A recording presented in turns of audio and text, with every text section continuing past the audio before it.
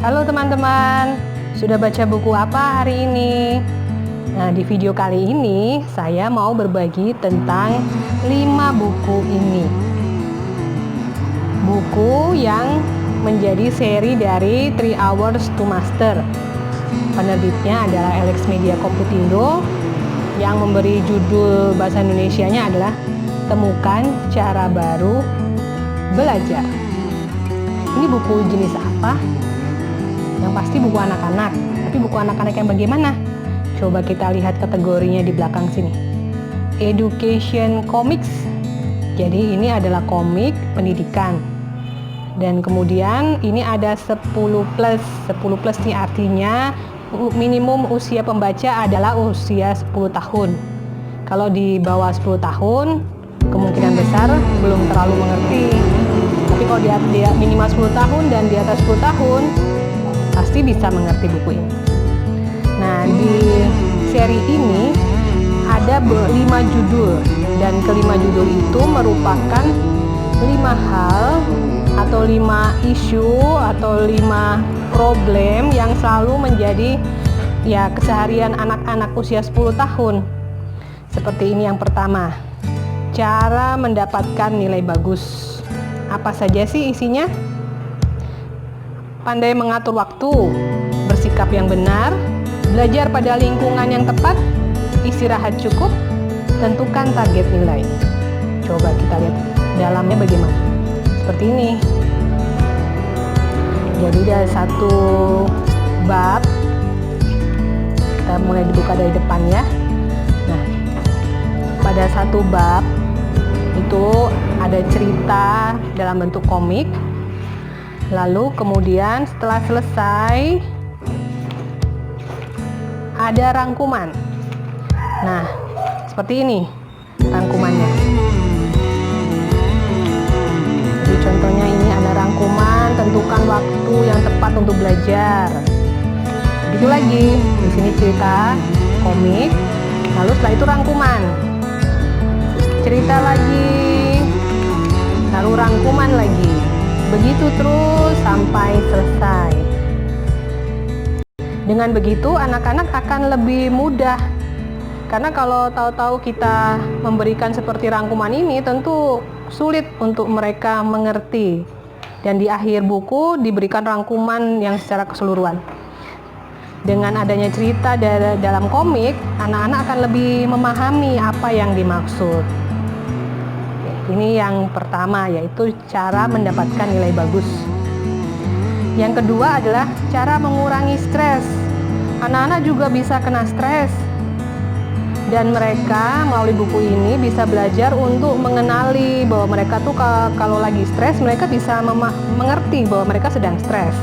Coba kita baca apa saja sih isinya nanti. Ketahui pengaruh stres terhadap tubuh. Belajar menenangkan diri, meraih tujuan tanpa stres, menjadikan stres sebagai motivasi, dan yang terakhir belajar menjadi puas. Ini sama juga. Jadi ada komik, cerita komik, lalu kemudian rangkuman. Nah, di sini ada yang menarik nih. Stres itu apa? Ini rangkumannya. Lalu penyebab stres, gejala stres, anak-anak sudah mulai belajar untuk mengerti. Seandainya tiba-tiba dia merasa sakit kepala, insomnia, mimpi buruk, lalu sering sakit punggung dan leher, badan dan tangan gemetar, jantung berdetak kencang, napas terengah-engah, dia bisa menyadari bahwa mungkin dirinya memang sedang stres. Cerita komik lagi, lalu rangkuman. Bahkan ada kuesioner. Nah, di sini kuesionernya adalah, apakah kamu stres? Begitu terus sampai selesai. Yang ketiga, atur suasana hatimu. Berlatih berbuat kebaikan. Menangislah saat sedih. Jangan lupa bernapas. Motivasi dirimu sendiri. Santai saja saat cemas. Saya rasa buku ini sebenarnya bukan cuma untuk anak-anak ya. Orang dewasa pun perlu membaca ini. Dan ini Enak sekali dibaca, bahkan untuk orang dewasa. Yang keempat, tentang memahami arti sahabat. Membantu orang lain, tulus ikhlas, hentikan bullying, belajar mendengarkan, dan menghargai teman sejati. Pas sekali di dalam buku ini ada tema tentang bullying.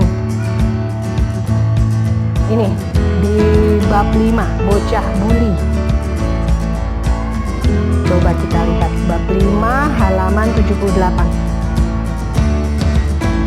Nah, ini ada cerita komik, lalu kemudian ada rangkumannya.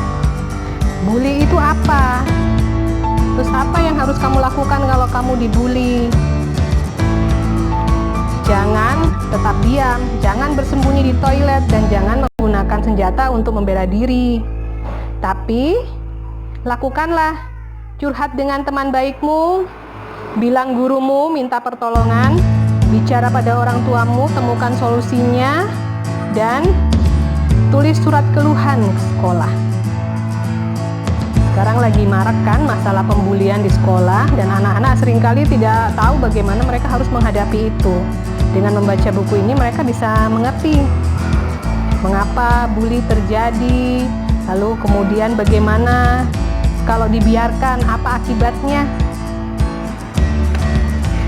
Pas sekali. Lalu kemudian yang terakhir adalah cara menjadi disiplin. Menjadi orang yang mandiri, belajar bertahan hidup, mengatur waktu dengan baik, dan merawat hewan. Ini masalah disiplin, ini masalah anak-anak universal ya.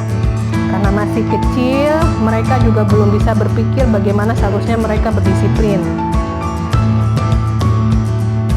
Dan orang tua biasanya cuma bisanya mengingatkan, kalau sudah capek dan kesal akhirnya dimarahin.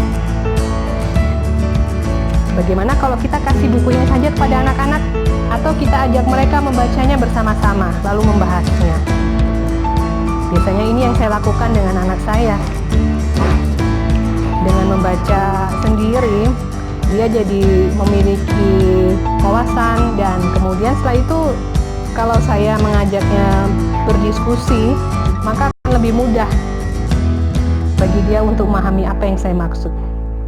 Nih, kenapa anak harus disiplin, harus belajar mandiri? Bagaimana kalau mama sakit? Kalau tiba-tiba mama sakit bagaimana?